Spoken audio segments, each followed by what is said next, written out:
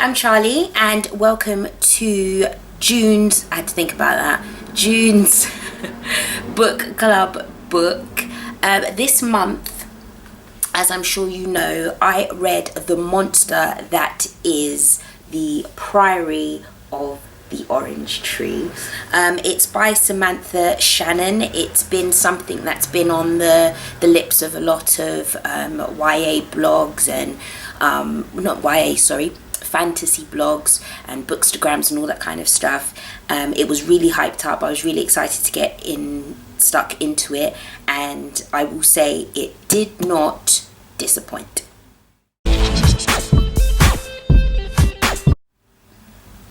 So first up, we're just going to go into the rating. This is definitely, I'm gonna go with 5 stars. I'm gonna go with 5 stars on this one because while it's not perfect, there's nothing about it that would warrant like a completely, less of a star, if that makes sense. So no, I am gonna go with 5 stars.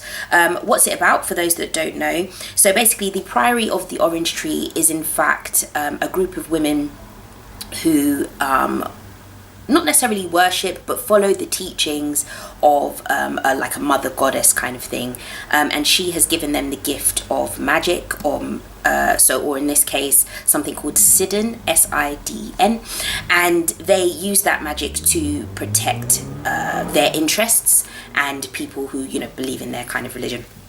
So that's what the basis of that is. One of the members of the Orange Tree, her name is Edaz. She is sent to protect the queen of another nation, a queen called Sabran, who is in danger of being left without an heir, not having a kid, and that a super dragon called the Nameless One is going to return and basically kill her, take her throne. So basically what the book is about is various different factions around this world, whether it's the Orange Tree or different queendoms or different religions coming together to stop the Nameless One from coming back into the world. That is it kind of in a nutshell. One of the biggest things about Priory that I really loved is the strong female girl power queendom element of the book. All of the countries, bar maybe one, I want to believe, are run by women. So it's just queendoms all over the place. The religions that they follow, the head of those religions are female. It's just so heavy in a good way of the power of females and female warriors, female queens. The femininity in it, the strong femininity in it is incredible. There's an abundance of characters. One thing that does kind of, I wouldn't say let it down, but one thing that I just particularly didn't take to, there's a lot of not info dumping, but name dumping that I found at the end didn't necessarily need to be there. It was great for backstory and it was great for understanding how dense and far back their history goes, but in terms of the complexity of the names, I could have done without having to learn those or get my head around those, thinking that they would be important, and they just kind of turned out just to be kind of for accented purposes. So there's that. The Priory of the Orange Tree, definitely a 5 star. Samanthan, Shannon is incredible. It's got a LGBTQ element to it. There is a lesbian, if that's the correct term. It's a lady and a lady. A lesbian relationship. There's also a gay relationship. And the kind of heterosexual relationships are kind of played down, which is really cool. It's more about the love between these two women and these two men. So, it's inclusive in terms of that. There's quite a lot of brown people, which is always good. Black, brown, Mexican, Asian, it's all kind of left to interpretation, but it's made clear that there are people of a wide range of ethnicities, which is really, really good. So she's ticking all those inclusivity boxes, which is amazing. So without going on too much and saying amazing all the time, the Priory of the Orange Tree, Charli Book Club's June book was awesome.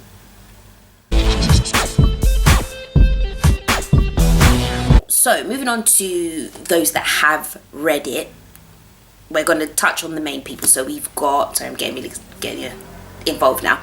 So we've got Idaz, we've got Sabrin, we've got Tane, we've got Nicholas Roos, Loth, Artabel Loth Beck, Arthur Loth Beck, sorry, his sister Meg. So Eid is the main character, and for all intents and purposes, really liked Eid. Strong character, strong morals, knows what she's about, knows what she's doing, really here for it. The magic, the fighting, the skill, incredible. The only thing I didn't, I shouldn't say didn't enjoy, but what I wanted more of was a bit more of that skill. We saw her take down a couple people to protect Sabrin, which was amazing. But I just wanted more of that. I liked that it's very heavy on story, which is great, but I wanted a little bit more action. Stuff happened all the time, but I just wanted a bit more chung, chung, chung, chung, you know, that kind of thing. I wanted that to be really awesome. But Eid as a general character, I have no real issue with her. Where I kind of had a problem was probably Tane. I respected that her whole life she was just kind of focused on being a dragon rider and, you know, wanting to prove herself, but I did find her a bit rigid and a bit stubborn a lot of the time, which was a bit weird, and which kind of took me out of loving her as such. She had skill. She was great. She was amazing. I liked her fighting and, you know, getting involved with her dragon, Namathan, I think that's how you pronounce it. And I really did enjoy that element of Tane. But there was something that I found quite selfish about her, because even in the beginning when she kind of saved the guy from the beach, yeah, she kind of had somewhat good intentions, but even going forward, it was still about, you know, not telling because she wanted to be a rider, leaving the other guys on the beach because she wanted to go and get her dragon. It was just, even though it worked out in the end, she was still very much about her, and it was all very much about how she wanted to progress in her life, you know, like everybody else kind of thing. So that was the only thing I didn't kind of take from Tane. But outside of that, I did like when she was just out to kill Nicholas Roos, because yeah, he was just a bit of a snake.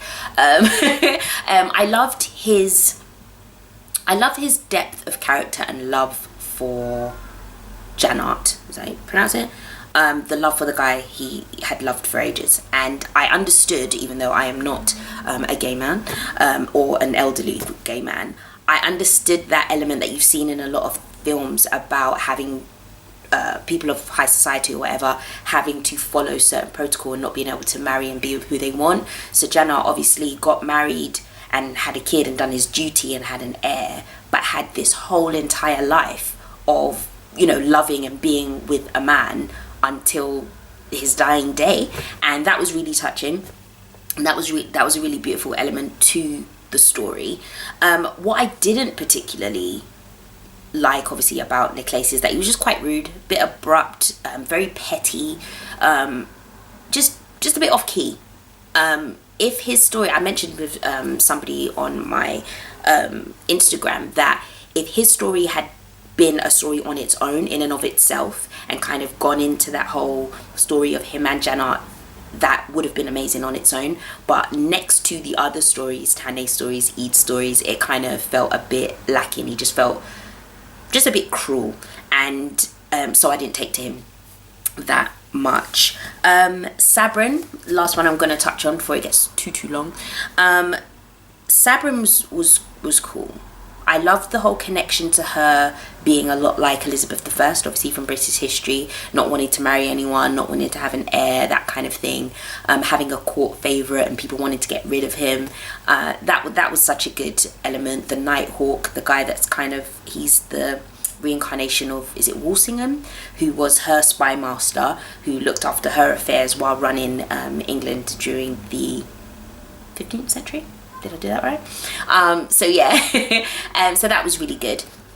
There's not much else. I mean, the main criticism I have is that it, as we said, is 800 pages long, and all of this part is probably build up information, good stuff, and then say this is the outcome. And that was kind of upsetting, in the sense of the nameless one was built up incredibly. He was, you know, gonna be this just epic, huge force of volcanic nature, and then it was just kind of, they defeated him at the end in about 3 chapters. Like, I know it was a bit more than that, but that was that kind of letdown. But outside of that, there were some bits that could have been left out, but not too much that they were absolutely unnecessary. Everything held a point, and it was great. I thoroughly enjoyed it. As I said, it's more epic fantasy, very dense in terms of lettering. You know, there's a lot going on, but it is worth it, and I recommend it. There's probably so much I haven't touched on, but please do let me know, because I don't want these videos to be too long. And get at me in the comments, and I'll see you again for July's book club book.